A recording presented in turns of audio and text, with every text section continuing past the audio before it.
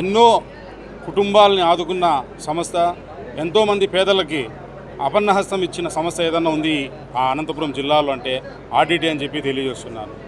ఈ ఆర్డిటి సంస్థ ద్వారా ఎంతోమంది విద్యావేత్తలు బయటకు వచ్చారు. క్రీడల్లో కూడా ఎన్నో రకాలుగా ప్రోత్సహించిన సంస్థ ఆర్డిటి.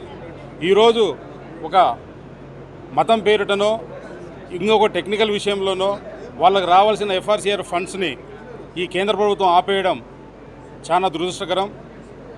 ఆ పని చేయడం వలన ఎంతోమంది విద్యార్థులు కానీ పేదలు కానీ వాళ్ళ ఉపాధిని కోల్పోయే ఆవశ్యకత ఉంది.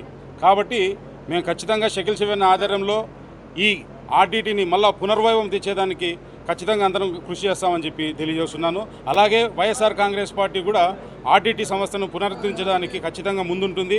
అదేవిధంగా మా జిల్లా అధ్యక్షులు అనంత వెంకటరామరెడ్డి కూడా ఆల్రెడీ ముఖ్యమంత్రి గారికి ప్రధానమంత్రి గారికి కూడా లేఖ రాయడం జరిగింది.